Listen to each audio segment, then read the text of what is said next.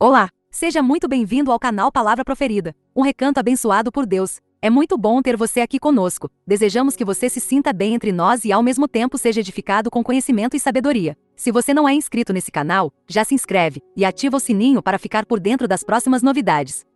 E não esqueça de deixar o seu like para nos motivar a continuar te servindo com excelência. Deus abençoe você e sua família e tenha uma boa leitura. Há diversas maneiras da Igreja tornar sua autoridade eficaz neste país. E as principais são a oração, o testemunho, a pregação e fazer o bem. Certamente Deus deseja que a Igreja exerça sua influência nos assuntos deste mundo através da oração. Isso está claramente declarado nas Escrituras. Se a Igreja não conseguir, a Igreja se tornou sal que perdeu o seu sabor. Neste audiobook, Derek Prince nos leva a entender que os cristãos são responsáveis pelo governo em que vivem. Se você leva menos tempo para criticar e mais tempo para orar, você irá estabelecer a vontade de Deus através da sua vida de oração. Como orar pelos governantes? Por Derek Prince. Orando pelo governo. Existem várias maneiras pelas quais a Igreja pode tornar sua autoridade efetiva no mundo. Eu sugeriria 4 maneiras: orar, testemunhar, pregar e fazer o bem. Essas são as principais maneiras pelas quais Deus espera que a Igreja exerça sua influência. Deus deseja que a Igreja exerça uma influência controladora nos assuntos deste mundo por meio da oração. Isto é claramente declarado nas Escrituras. Se a Igreja falha em fazê-lo, a Igreja se torna sal que perdeu o sabor. A promessa de Deus para curar nossa terra. Em 2 Crônicas 7,14 lemos: Se o meu povo que se chama pelo meu nome se humilhar, orar e buscar a minha face, e se converter dos seus maus caminhos, dos céus ouvirei, perdoarei os seus pecados e curarei a sua terra. Esta é uma revelação dada pelo Senhor a Salomão depois que ele dedicou o templo. Alguns de vocês, sem dúvida, têm atitude. Essa promessa foi feita a Salomão há muito tempo no Antigo Testamento, e não tem muito significado para nós hoje. Deixe-me lidar com essa objeção brevemente. Em 2 Coríntios 1:20 lemos: Porque quantas são as promessas de Deus, tantas tem nele o sim, porquanto também por ele é o amém para a glória de Deus, por nosso intermédio. Não algumas das promessas, mas todas as promessas. Não foram, não serão, mas são. Não apenas sim, mas se você ainda tiver dúvidas, sim e amém. Nele, Cristo para a glória de Deus por nosso intermédio. Nós refere-se a todos os cristãos, incluindo você e eu. Como glorificamos a Deus? Ao reivindicar suas promessas. Quanto mais promessas de Deus reivindicamos, mais glorificamos a Deus. Todas as promessas de Deus estão disponíveis para nós em Cristo hoje. Referindo-se à promessa em 2 Crônicas 7,14, acredito que você pode ver como essa promessa se refere a você e a mim hoje. Deus fala do meu povo que se chama pelo meu nome. Esta é a nova versão King James. A tradução literal do hebraico é meu povo, sobre quem o meu nome é invocado. O povo de Deus são aqueles sobre quem seu nome é invocado. Se você é um cristão, o que isso significa? Significa que o nome de Cristo é invocado sobre você. Você está associado ao nome de Cristo. Você é identificado como cristão pelo nome de Cristo. Portanto, esta promessa se aplica aos cristãos. O povo de Deus sobre quem o nome de Cristo é invocado. Deus diz que se seu povo fizer 4 coisas, ele fará 3 coisas. O povo de Deus tem que fazer 4 coisas primeiro, antes que Deus faça as 3 coisas que ele está comprometido a fazer. É uma promessa condicional. Deus não diz que fará isso incondicionalmente, mas diz: se meu povo atender às minhas condições, então farei essas coisas. Olhando primeiro para o final do versículo, a última coisa que Deus fará por seu povo é curar sua terra. É claro que esta é a terra em que eles vivem. Deus diz que está dentro do poder de seu povo fazer coisas que farão com que Deus cure a terra em que vivem. Olhe para a terra em que vivemos. Precisa de cura? Há apenas uma resposta: sim. O fato de que a terra precisa de cura indica que o povo de Deus falhou em fazer o que Deus lhes disse que deveriam fazer. A responsabilidade está conosco, não com o viciado em drogas, não com a prostituta, não com o homem que nunca escurece a porta de uma igreja. A responsabilidade é com as pessoas sobre as quais o nome de Cristo é invocado. O sal da terra. Se nossa terra não for curada, há apenas uma razão: não fizemos as coisas que Deus requer. Acredito que esta seja precisamente a verdade. É simplesmente outra maneira de dizer o que Jesus disse em Mateus 5,13. Vós sois o sal da terra. Mas se o sal perder o sabor, como se temperará? Então não serve para nada além de ser jogado fora e pisado pelos homens. Se a nossa terra não for curada pela nossa presença, então o nosso sal perdeu o sabor. O que o sal faz? Em primeiro lugar, dá sabor. Enquanto estamos presentes na terra, damos sabor à terra aos olhos de Deus. Em outras palavras, Deus aceita o mundo por causa dos cristãos. Deus lida com o mundo em graça e misericórdia, em vez de ira e julgamento por causa de nossa presença. Eu acredito enfaticamente que faz a diferença onde eu vou. Descobri isso durante a Segunda Guerra Mundial. Outros soldados estavam mais seguros onde eu estava. Soldados não salvos sabiam disso. Quando estávamos em cantos apertados no deserto do norte da África, alguns daqueles soldados blasfemadores se voltavam para mim e diziam: Cabo Prince, estou feliz que você esteja conosco. O que Eliseu disse a Elias? Meu pai, o carro de Israel e seus cavaleiros. 2 Reis 2:12. Onde eles estavam? Não ao redor dos reis, mas ao redor dos profetas. Nós somos o povo que é a defesa do país. Somos o baluarte de qualquer nação. Considere o exemplo de Sodoma. Abraão disse a Deus: se houver 10 homens justos, você poupará a cidade? E Deus disse sim. Mas ele não pôde poupar a cidade porque não conseguiu encontrar 10 homens justos.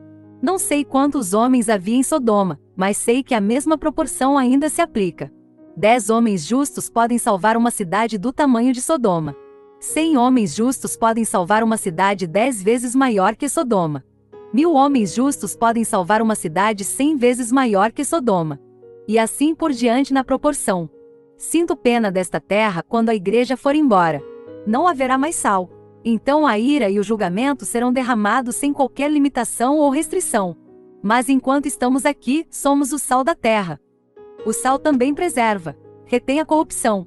Nos dias anteriores à refrigeração, a carne era conservada com sal, manteve a corrupção de volta. Para que estamos aqui? Para conter a corrupção. Corrupção em todas as suas formas, moral, social, política. Enquanto estivermos aqui, faremos isso. Jesus disse: se o sal perder o sabor, como se deve temperar? Então não serve para nada além de ser jogado fora e pisoteado pelos homens. Quando a igreja deixar de cumprir sua função de sal, será jogada fora e pisada pelos homens. Esses homens podem ser do comunismo ou nazismo ou seguidores de algum outro ismo que ainda não surgiu no horizonte. Mas serão os homens que pisarão a igreja que não está cumprindo seu papel no mundo como sal. As 4 condições de Deus. Quais são as coisas que Deus exige que seu povo faça? Em primeiro lugar, meu povo se humilhará. Essa é a coisa mais difícil para as pessoas religiosas fazerem. Não digo isso em tom de brincadeira, falo com sinceridade. Você ouve algumas pessoas dizerem: Deus, faça-me humilde. Deus nunca disse isso. Deus disse: humilhai-vos. Ele não disse: eu farei isso por você. Deus não pode humilhar você. Ele pode ter que fazer você se humilhar, mas a única pessoa que pode humilhá-lo é você mesmo. A humildade deve vir por um ato interior de sua vontade. Não pode vir de outra forma. Se você não escolher se humilhar, pode ser humilhado no pó, mas ainda assim será orgulhoso como um pavão. A primeira condição é se humilhar e se submeter a Deus. Se nos submetermos a Deus, também seremos submetidos à sua palavra e à sua autoridade. É fácil dizer que você se submete a Deus, mas a palavra de Deus diz: sujeitai-vos uns aos outros. Esposas, submetam-se a seus próprios maridos.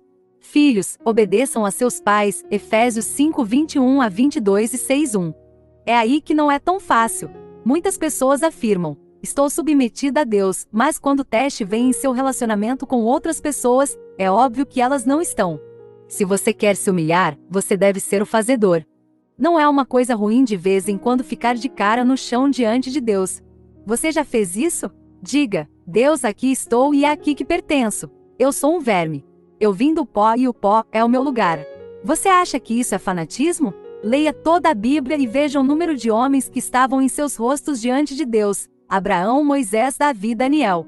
Praticamente não há registro de nenhum dos grandes e notáveis santos de Deus que não estavam de cara no chão diante de Deus. Se fosse um bom lugar para Moisés, Davi, Daniel e outros, não acho que estaria abaixo de sua dignidade. Se o meu povo que se chama pelo meu nome se humilhar, este é o passo número 1, e você não pode deixá-lo de fora. Deus tem seu programa espiritual organizado em graus: grau 1, grau 2, grau 3, grau 4. Até que você passe no grau 1, você nunca chegará ao grau 2. Não importa se você tem que repetir o grau 1 por 10 anos em uma fileira, Deus não vai promover você. É por isso que alguns de vocês ficaram tanto tempo presos na mesma série. Não pense, Senhor, eu não consegui passar na primeira série, mas vou conseguir na segunda série. Deixe-me passar nesta e farei a próxima. Não, não vai funcionar dessa maneira. O segundo passo é a oração. Se o meu povo que se chama pelo meu nome se humilhar e orar. Não comece a orar até que você se humilhe. A humildade vem antes da oração. Orai e buscai a minha face. O terceiro passo é buscar a face de Deus. O que isso significa? Entendo que significa entrar diretamente na presença do Deus Todo-Poderoso, onde todas as barreiras e todos os obstáculos são removidos, e você fica cara a cara com o Deus Todo-Poderoso. Você pode ter uma reunião de oração, mas isso não é necessariamente buscar a face de Deus. Certa vez, um jovem veio a mim buscando o batismo do Espírito Santo. Ele era um jovem trabalhador em uma igreja. Eu disse a ele que poderia vê-lo na quarta-feira à noite. Ele disse que tinha que participar de uma reunião de oração naquela noite. Eu disse, acho que isso não seria bom. Oh não, ele disse, isso seria bom. Oramos das 8 às 9 horas. Essa é uma reunião de oração, mas não é buscar a face de Deus. Quando você busca a face de Deus, você não para até entrar na presença de Deus, mesmo que isso leve a noite toda. Há muita oração que não é buscar a face de Deus. Ele para antes do contato com Deus. O quarto passo. Converter-se dos seus maus caminhos. Quem? O alcoólatra? Os jovens que não vão à igreja? Não, o cristão, o povo de Deus. O obstáculo ao avivamento está dentro da igreja, não fora. Nunca esteve fora. Você sabe onde começa o julgamento?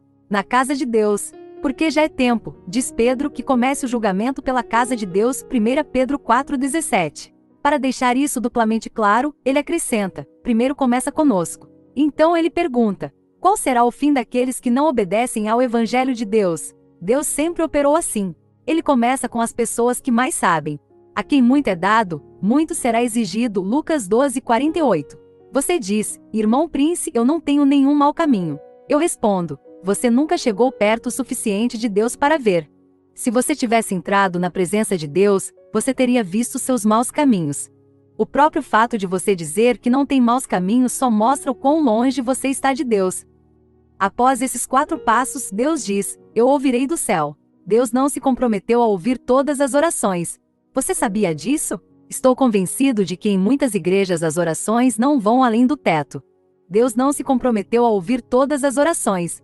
De fato, Deus diz, se sabemos que Ele nos ouve em tudo o que pedimos, sabemos que alcançamos as petições que lhe fizemos. 1 João 5,15.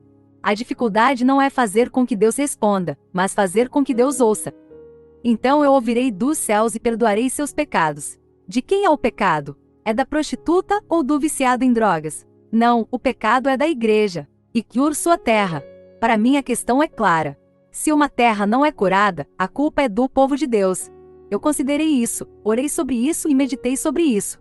A responsabilidade pela condição da América moderna está à porta da igreja professa. Acredito que esta seja exatamente a verdade. Se nossa terra não for curada, a responsabilidade é nossa. Eu compartilho a responsabilidade com você. Não estou dizendo algo que é verdade sobre você ou sobre mim. Cura através da oração. Como podemos trazer a cura? Eu vou falar com você sobre a oração. Vou basear meu ensino nos primeiros 4 versículos de 1 Timóteo capítulo 2. Exorto, antes de tudo, que se façam súplicas, orações, intercessões e ações de graças por todos os homens, pelos reis e todos os que exercem autoridade, para que tenhamos uma vida tranquila e pacífica, com toda piedade e reverência. Pois isso é bom e aceitável aos olhos de Deus, nosso Salvador, que deseja que todos os homens se salvem e cheguem ao conhecimento da verdade. Consideremos estas palavras. Paulo diz, primeiro de tudo, ore. Se você ignorar a oração, poderá ter todos os tipos de planos, sistemas e programas, mas não terá o poder de operá-los. É como ter um prédio conectado à eletricidade, mas não conectado ao gerador. Nada vai funcionar. Os fios podem estar em ordem e as luminárias podem ser maravilhosas, mas você não vai obter resultados, porque não há energia. A força motriz da igreja cristã é a oração, e Paulo muito logicamente diz, primeiro de tudo, ore. Então, o que ele nos diz para orar? Primeiro, por reis, todos os que estão investidos de autoridade. Agora, minha experiência é que a maioria do povo que professa Deus raramente ora por aqueles que têm autoridade, muito menos orando por eles primeiro. Se você é um episcopal, Eu lhe garanto que em seu livro de orações há uma oração por aqueles que têm autoridade. É uma coisa boa que está lá. Mas vou lhe contar outra coisa por experiência pessoal como anglicano. Uma coisa é fazer uma oração e outra é orar. Essas duas coisas não são iguais. Muitas pessoas dizem coisas de um livro de orações e se você perguntar 5 minutos depois o que elas disseram, elas não conseguem se lembrar. É simplesmente uma formalidade. Qual é o primeiro tópico específico para a oração? Todos os que estão no poder, o presidente, senadores, deputados, governadores, prefeitos, delegados de polícia, todos. Você ora por eles? Quando você orou pela última vez pelo presidente? O que você fez pela última vez? Criticar ou orar? Se você orar por pessoas com autoridade, terá menos a criticar. Deus não te chamou para criticar, Ele te chamou para orar. Se você não está orando, você é desobediente. Sou apenas um britânico, mas oro pelo presidente quase todos os dias. Minha esposa vai me dar testemunho. Oramos juntos e raramente há um dia em que não oramos pelo líder desta grande nação. Tenho certeza de que ele precisa de oração, e minha impressão é que seu atual presidente sabe que ele precisa de oração. Pelo que devemos orar em relação às autoridades? É o desdobramento mais lógico da oração que posso encontrar em qualquer lugar da Bíblia. Na segunda parte do versículo 2, somos instruídos a orar para que possamos levar uma vida tranquila e pacífica, com toda piedade e reverência. Em uma frase simples, um bom governo. Você não concordaria com isso? Se quisermos viver uma vida tranquila e pacífica em toda piedade e reverência, devemos ter um bom governo. No versículo 3, Paulo continua: porque isto é bom e agradável diante de Deus, nosso Salvador. A que se refere isto? Para a cláusula anterior, para que possamos levar uma vida tranquila e pacífica em toda piedade e reverência, mais brevemente, para que possamos ter um bom governo. Por que Deus quer sossego, ordem e um bom governo? Por uma razão muito real e prática. Porque Ele deseja que todos os homens sejam salvos e cheguem ao conhecimento da verdade. Em que circunstâncias é mais fácil levar a verdade a todos os homens? Sob um governo que é justo e imparcial, e mantém a lei e a ordem e as liberdades civis? Ou sob um governo que não pode suprimir a violência e a desordem, e não pode controlar a situação, e é injusto e ditatorial? Que tipo de governo torna mais fácil levar a verdade a todos os homens? Qualquer pessoa sensata teria que responder: um bom governo. É por isso que Deus quer um bom governo, porque promove a propagação do Evangelho, que é seu objetivo nesta dispensação. Não há nada difícil, não há nada complicado, é inteiramente sensato e prático. Deixe-me dizer isso novamente. A Bíblia diz: antes de tudo na atividade cristã, ore. O primeiro tópico para a oração são por todos aqueles que têm autoridade. Pelo que devemos orar? Para que possamos levar uma vida piedosa, tranquila e pacífica. Por que devemos orar assim? Porque isso ajuda a propagar o Evangelho. Isso não é lógico? Eu te convenci? Para mim, isso é puro e simples senso comum. Não é um mistério remoto. Graças a Deus, os mistérios foram dissipados pela luz da Palavra de Deus. É simples, é prático e funciona. Acredito que é a vontade de Deus que tenhamos um bom governo. Não falemos de outros países ou nações. Concentremo-nos neste. Um bom governo para os Estados Unidos é a vontade de Deus. O que a Bíblia diz que acontecerá se orarmos pelas coisas de acordo com a vontade de Deus? 1 João 5,14 e 15 nos diz: ora, esta é a confiança que temos nele, que se pedirmos alguma coisa segundo a sua vontade, ele nos ouve. E se sabemos que ele nos ouve, seja o que for que pedimos, sabemos que atendemos às petições que lhe fizemos. Em outras palavras, se você sabe que está orando de acordo com a vontade de Deus, então sabe que Deus o ouve. E se você sabe que Deus o ouve, você sabe que tem a petição que apresentou. Se for a vontade de Deus que esta nação tenha um bom governo, e se orarmos por um bom governo sabendo que é a vontade de Deus, saberemos que Deus nos ouve. E se sabemos que Deus nos ouve, sabemos que temos a petição que desejamos. Se não tivermos um bom governo, qual é a razão? O povo de Deus não cumpriu suas condições e orou. De um modo geral, você pode dizer que os cristãos têm o tipo de governo que merecem. Há um atraso. Isso não acontece instantaneamente. Mas, em geral, os cristãos são responsáveis pelo governo sob o qual vivem. Se você tomasse menos tempo para criticar e mais tempo para orar, você teria menos para criticar. Intervenção no reino espiritual. Há uma razão muito definida e bíblica para que isso aconteça. Por que o povo de Deus é responsável? Porque somos as únicas pessoas que têm os meios para alcançar os resultados. Porque não lutamos contra a carne e o sangue, mas contra os principados, contra as potestades, contra os príncipes das trevas deste mundo, contra a maldade espiritual nas alturas. Efésios 6:12. Paulo diz: nós lutamos. Alguns cristãos pontuam este versículo de forma errada. Eles leem: nós não lutamos. Não é isso que Paulo diz. Paulo diz: lutamos, mas não contra carne e sangue. Paulo estava tomando sua metáfora dos antigos Jogos Olímpicos. Os historiadores concordam que das várias competições nos Jogos Olímpicos, a luta livre foi a que mais exigiu dos participantes. Nossa experiência cristã pode ser comparada a uma luta livre. No estilo de luta livre, o wrestling, nenhuma retenção é barrada. Cada parte do seu ser está envolvida. Esta é a vida cristã. Estamos em uma luta livre, mas não contra carne e sangue. Paulo diz que não estamos lutando contra seres humanos. Contra o que estamos lutando? Principados, reinos invisíveis. Poderes, os domínios de autoridade ocupados por esses reinos invisíveis. Os governantes das trevas desta era, mais literalmente, os governantes mundiais das trevas presentes. Espíritos da maldade. Onde está ocorrendo a disputa? Em lugares altos, ou mais literalmente, nos lugares celestiais. Esta é uma revelação da palavra de Deus que todo cristão deveria conhecer. Há um reino organizado estabelecido em oposição a Deus e a todos os propósitos de Deus. É o reino de Satanás. Jesus disse que Satanás tem um reino. Além disso, ele disse que Satanás está no controle completo disso. Não está dividido e está em total oposição a Deus. Este reino é estabelecido em uma área chamada os lugares celestiais. A maioria dos comentaristas da Bíblia concordaria que este não é o terceiro céu, que é a morada de Deus, e não é o primeiro céu, que é o céu visível, mas é o segundo ou intermediário céu. Existe um reino invisível que está acima do nível deste mundo, e é o reino das trevas. É um reino em total oposição e em completo ódio implacável contra Deus, todos os propósitos de Deus e todo o povo de Deus. Isso inclui você e eu. O diabo te odeia com tudo o que há nele. Ele fará tudo o que puder para prejudicá-lo e destruí-lo.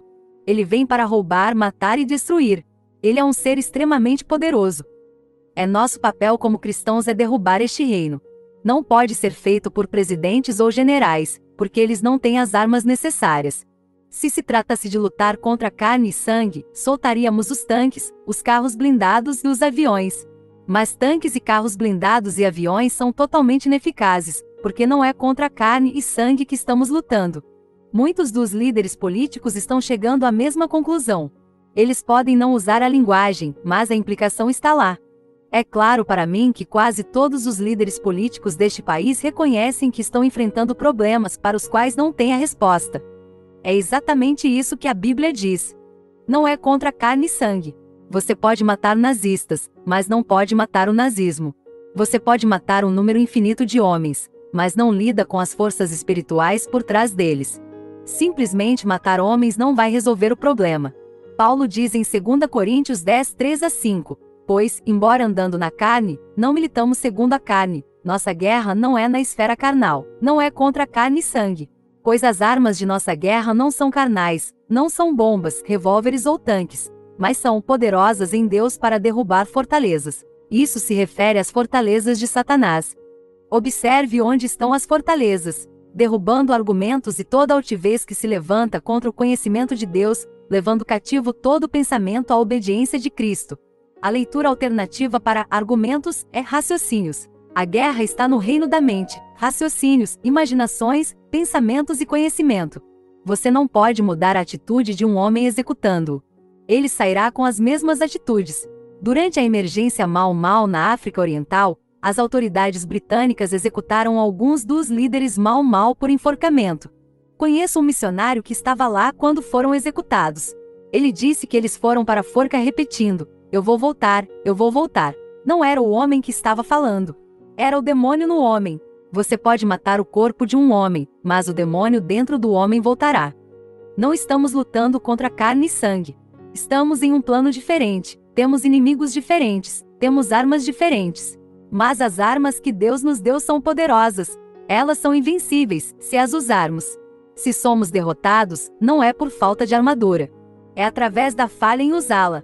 Exemplos do Antigo Testamento. Quero entrar no Antigo Testamento para dar 2 exemplos que retiram o véu do reino espiritual invisível que domina e controla os assuntos humanos. Acredito que os fatores espirituais são absolutamente decisivos nos assuntos mundiais, nos assuntos nacionais e nos assuntos pessoais. Temos que reconhecer a verdade dos eventos históricos, o impacto dos fatores sociais e econômicos. São fatores reais, mas o elemento dominante, controlador e decisivo por trás de todos eles é o espiritual. É por isso que a Igreja é o fator decisivo nos assuntos mundiais, porque a Igreja é o único agente que pode entrar neste reino e operar lá. É perfeitamente lógico. O capítulo 28 de Ezequiel contém um desdobramento notável desse reino duplo: o reino visível com o governante humano natural e o reino invisível com o governante satânico. Nos primeiros 19 versículos deste capítulo, temos uma lamentação, ou uma reprovação amarga, contra duas pessoas. Um é chamado de o príncipe de Tiro, o outro é chamado de o rei de Tiro. O príncipe de Tiro é um ser humano. Ele afirma ser Deus, mas na verdade ele é um homem, e como homem ele tem que morrer. Mas o rei de Tiro não é, nem foi, nem poderia ser um ser humano. Estude as marcas de identificação muito claras que são dadas nos versículos 12 a 18, e há apenas uma conclusão. Este rei de Tiro não é outro senão o próprio Satanás. Atrás do reino visível de Tiro com seu príncipe, há o reino invisível de Tiro com seu rei, o governante mundial das trevas que é Satanás. O curso dos assuntos no reino visível é determinado pelos assuntos do reino invisível. É o invisível que é decisivo. Eu acredito que por trás de cada reino, cada nação, cada grande cidade, há um governo invisível. Há um governo sobre o estado da Flórida, há também um poder espiritual invisível controlando Miami. Tenho viajado muito e tenho notado que quando você vai a certas cidades, pode sentir a presença de poderes espirituais. Eles não são sempre os mesmos. Estive em Berlim há alguns anos e a atmosfera estava impregnada de impureza e luxúria sexual. Outras cidades têm influências diferentes. Em Chicago, o espírito predominante é de violência. Em Nova Orleans é feitiçaria. Se você é sensível, pode sentir os poderes invisíveis que dominam e controlam. Nunca há um avanço no reino de Deus até que esses poderes espirituais tenham sido trazidos à sujeição pela oração. Quando isso acontece, a avalanche de avivamento inundará uma nação, um reino ou uma cidade. A grande barreira para o movimento real de Deus está no reino invisível. Foi vividamente ilustrado alguns anos atrás na Argentina.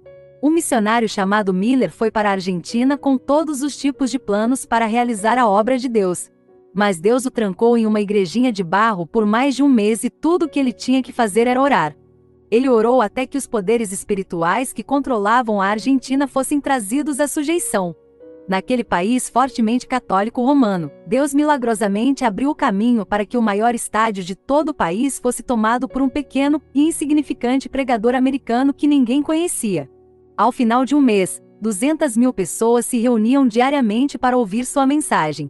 Este é um dos movimentos mais notáveis de Deus registrados na história da Igreja, e foi o resultado de amarrar as forças invisíveis.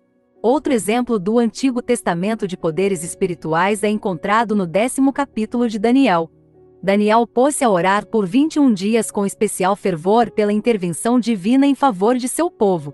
No final desse período, um anjo veio com uma revelação que foi a resposta às suas orações. O anjo disse a Daniel: desde o primeiro dia em que decidiste o teu coração a entender e a humilhar-te perante o teu Deus, foram ouvidas as tuas palavras, e venho por causa das tuas palavras. Daniel orou por 21 dias, mas sua oração foi ouvida no primeiro dia. Por que ele teve que esperar 21 dias pela resposta? No versículo 13, o anjo passou a dar a razão. Mas o príncipe do reino da Pérsia me resistiu 21 dias, e eis que Miguel, um dos principais príncipes, veio me ajudar. Este príncipe do reino da Pérsia não era um ser humano. Esses eventos não ocorreram no plano humano. Foi um anjo que trouxe a mensagem, e foi um anjo que se opôs ao mensageiro angélico. Outro anjo, Miguel, veio em auxílio do primeiro anjo. Esta foi uma guerra espiritual de anjos nos lugares celestiais. Observe, foi o que aconteceu na terra que decidiu o curso dos eventos no céu. Esta é uma tremenda verdade. Nada aconteceu até que Daniel começou a orar. Foram as orações de Daniel que fizeram o anjo passar, não o anjo que fez Daniel passar. Daniel fez o anjo passar. Se ao menos o povo de Deus visse que as questões são resolvidas por nós. Eles nem mesmo são estabelecidos pelos anjos. Apocalipse 12:11 nos diz: eles, o povo de Deus na terra, o venceram Satanás pelo sangue do Cordeiro e pela palavra do seu testemunho. Nós somos o fator decisivo nos assuntos do universo. Não estou exagerando nem um pouco. Se Daniel não tivesse orado, as coisas nunca teriam acontecido no céu.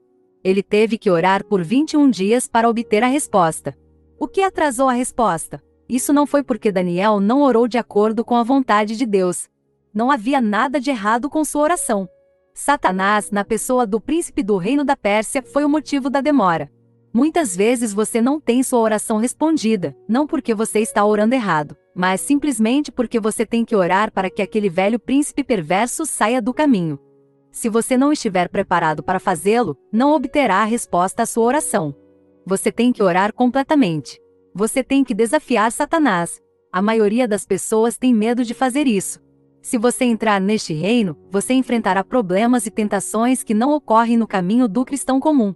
Forças invisíveis serão dirigidas contra qualquer pessoa que se ponha a orar inteligentemente por aqueles que estão em posição de autoridade. Se você não tem coragem e bom senso, nem comece.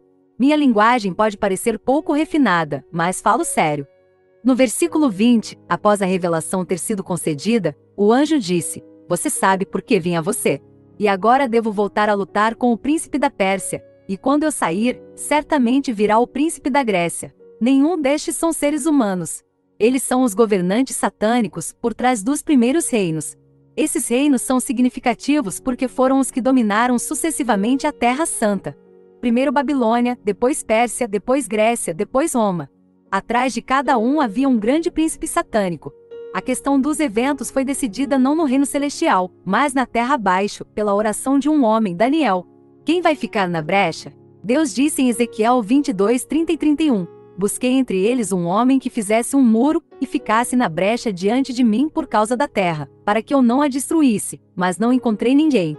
Por isso derramei sobre eles a minha indignação. Eu os consumi com o fogo da minha ira. Se eu pudesse ter encontrado um homem em toda a nação, disse Deus, eu poderia tê-los poupado. Pense nisso. Um homem poderia ter mudado a maré para uma nação inteira. No entanto, não havia sequer um homem disposto a fazê-lo. Deus está procurando um homem. E quando digo homem, quero dizer homem. Já é hora de os homens cristãos começarem a agir como homens. A liderança nunca foi destinada a estar nas mãos de mulheres. Não digo isso para criticar as senhoras, porque a culpa é dos homens. Estou firmemente convencido de que os homens americanos abdicaram de suas 3 principais responsabilidades, como maridos, pais e líderes espirituais. Deus está procurando um homem para ficar na brecha e construir um muro. Se ele não conseguir encontrar as coisas seguirão o caminho de Israel sob a antiga aliança. A questão é com você. Se você não pode ver, que Deus abra seus olhos. E se você não reconhecer sua responsabilidade pessoal, que Deus lhe conceda o arrependimento.